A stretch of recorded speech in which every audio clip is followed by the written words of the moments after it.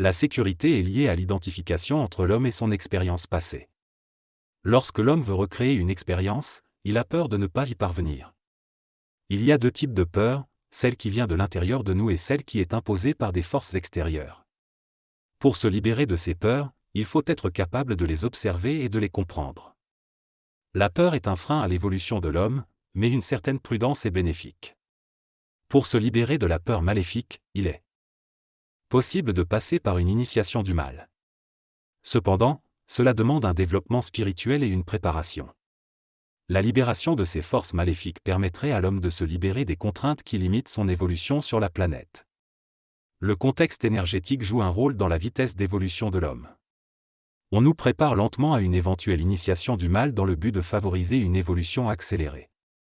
Les énergies supérieures, telles que l'énergie vitale, le astral et l'énergie mentale, ont besoin du support de l'homme pour pouvoir expérimenter la matière et se libérer. L'homme joue un rôle de support en permettant à ces énergies de s'incarner dans la matière. Sans l'homme, ces énergies seraient obligées de se densifier et de devenir de la matière. Lorsqu'une énergie supérieure descend sur la planète, elle se densifie en matière, à moins qu'elle ne trouve déjà du support matériel. Si le support matériel est suffisamment énergisé, l'énergie se transformera en énergie vitale. Selon son évolution et sa subtilité, cette énergie vitale peut animer la matière et donner vie à des formes de vie comme les plantes et les animaux.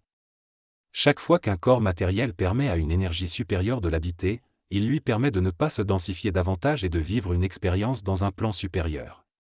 Cependant, lorsque les énergies planétaires évoluent de manière déséquilibrée, elles peuvent perturber les autres énergies et créer des formes astrales négatives. Si ces formes ne peuvent pas être absorbées par d'autres égaux, elles évoluent dans l'astral planétaire, créant ainsi des énergies basses qui ne peuvent pas évoluer. Pour évoluer, une énergie doit expérimenter la matière.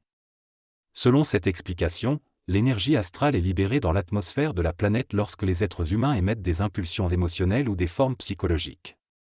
Si cette énergie astrale ne trouve pas de corps physique pour se manifester, peut se densifier et contribue à la création d'une couche d'énergie astrale basse, facilement matérialisable. Satan, représentant cette énergie basse, peut répondre plus rapidement aux prières car il se matérialise plus facilement que les énergies astrales plus élevées. En revanche, pour que Dieu puisse se manifester, il doit se densifier ou utiliser l'énergie vitale d'un être humain. Les expériences de spiritisme, ou une forme du monde des morts utilisent l'énergie vitale d'un médium pour entrer en contact avec le monde matériel, sont décrites comme étant inutiles et dangereuses. L'énergie astrale non absorbée se densifie et peut également être soutenue par la nature, créant ainsi des manifestations animales ou des formes pensées dangereuses. Cette couche d'énergie astrale basse est progressivement densifiée par les émotions et les impulsions négatives des êtres humains. Elle nourrit ainsi ce qu'on appelle l'ego astral planétaire, qui est décrit comme un rejeton de l'évolution de l'humanité. Les énergies astrales non absorbées diminuent la vibration de l'individu sur lequel elles sont dirigées et épaississent la couche d'énergie astrale basse. Enfin, la superstition chez les humains est expliquée comme étant la conséquence de l'incapacité de l'homme à absorber et à assimiler ces énergies astrales émises. Les énergies astrales ont tendance à chercher à posséder un corps humain pour évoluer plus rapidement. Lorsqu'une énergie astrale meurt, elle ressent de la peur et essaie de survivre en possédant un corps physique. Cependant, cette manipulation par les énergies du bas astral n'est pas aussi dangereuse que celle de la haute psychologie sociale ou de la religion. L'homme peut facilement éprouver une peur diabolique et être assujetti aux énergies du bas astral. Certains individus font des pactes avec les énergies du bas astral pour obtenir ce que les dieux leur auraient refusé. Cependant, ce cheminement est inutile et retardataire pour l'évolution. Il est plus rapide et efficace de signer un pacte avec le diable, bien que cela retarde également l'évolution de la race humaine. Il est possible de forcer le mal à signer un pacte avec nous, c'est-à-dire de se libérer de la contrainte du mal. Le fait de ressentir des vibrations en parlant de choses diaboliques ou maléfiques prouve que l'on est encore assujetti aux forces du bas astral. L'implémentation de ces énergies maléfiques par l'homme est dangereuse car cela permet à ces énergies de se nourrir de l'énergie vitale de l'homme et de freiner son évolution. Ces énergies montent le long de la colonne vertébrale de l'homme parce qu'il a supporté l'énergie du bas astral pendant un certain temps. Cela n'est pas une expression de parapsychologie ou de sensibilité évoluée, mais une incrustation d'énergie mémorielle négative. L'énergie vitale descend de manière ajustée par les ajusteurs de pensée pour éviter une surcharge et préserver l'évolution mentale sur l'astral.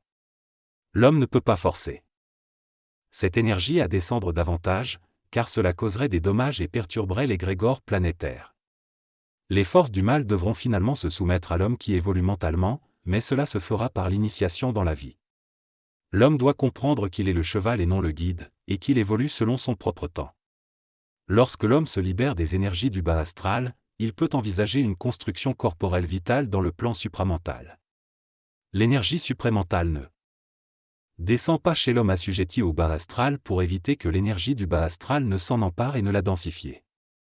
L'homme interprète de manière diffuse les parcelles d'énergie supramentale qu'il reçoit, créant un mécanisme de sécurité pour essayer d'évoluer sans réellement comprendre l'évolution.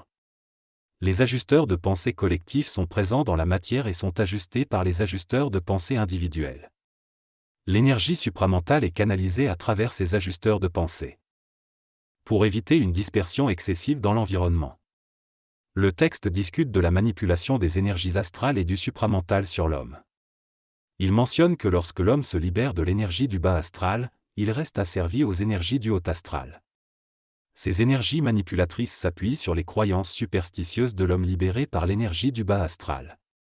L'homme comprendra finalement le mécanisme de manipulation des religions organisées, mais il ne pourra maudire son Dieu car il craint de perdre la protection contre les forces du mal. Le texte souligne que l'homme a toujours peur du mal, même s'il abandonne les formes religieuses. Il affirme que pour se libérer de la manipulation du haut astral, il faut comprendre le jeu du bas astral. L'auteur met en garde contre la peur qui pousse l'homme à agir mal et à refuser de reconnaître l'intelligence de la manipulation. Il conclut en disant que le mal réside en chaque individu et propose de maudire les énergies vibratoires élevées pour faire émerger les énergies du mal en soi. Il avertit que ces énergies chercheront à conclure un pacte avec l'homme pour obtenir une base solide et éviter l'involution vers la matière. Cette synthèse aborde le concept de la manipulation et de la libération à travers les énergies astrales. L'auteur soutient que l'initiation au mal est une expérience nécessaire pour l'homme afin qu'il puisse faire face aux forces négatives et affronter Dieu. Il explique que se libérer de la manipulation astrale ne suffit pas à être totalement libéré, car celle-ci reste présente même lorsque l'homme pense par lui-même. Pour être réellement libéré, il faut comprendre et connaître le bas astral. L'expérience du bas astral sera inévitable pour tous, de manière lente ou radicale. Enfin, l'auteur évoque l'interaction entre les énergies descendantes et ascendantes, qui crée une densification et une énergie accrue de l'astral de la planète. L'homme réside au niveau astral et doit être conséquent dans son expression émotionnelle pour que celle-ci soit absorbée par l'être ou l'objectif visé. Si une émotion n'est pas absorbée, elle risque de se densifier dans les niveaux inférieurs de l'astral et énergiser le mal. Une religion organisée par l'intelligence permet d'énergiser la haute sphère astrale pour que l'humanité puisse évoluer et ne pas être manipulée par le mal. Plus l'homme se conscientise, plus le mal apparaît, mais cela indique aussi l'évolution de l'homme. Le mal respire l'énergie supérieure, mais par rapport à l'homme, le mal le détruit et est donc mal. Les actions bénéfiques énergisent la haute sphère astrale, tandis que celles qui énergisent le bas astral sont considérées comme un péché dans les religions organisées. Cependant, ceux qui se mentalisent et se conscientisent ne sont pas libérés des mécanismes du péché et de la bonne action, mais ils ne se sentent plus coupables.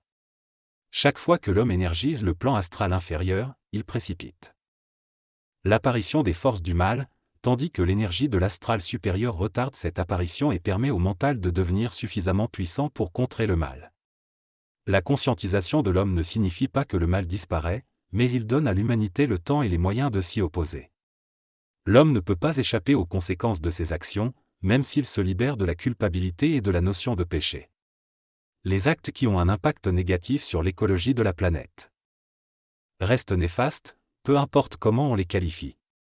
Se libérer d'une organisation religieuse ou d'une morale ne signifie pas se libérer des actes et de leurs conséquences. Nous sommes toujours soumis aux lois du karma et devrons rééquilibrer nos énergies. Les forces du mal sont des énergies astrales qui cherchent à évoluer et se manifestent à travers les êtres humains.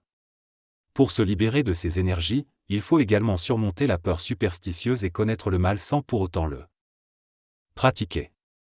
Il est nécessaire de monter dans l'astral supérieur avant de descendre dans l'astral inférieur pour pouvoir manipuler et se libérer de ces énergies astrales.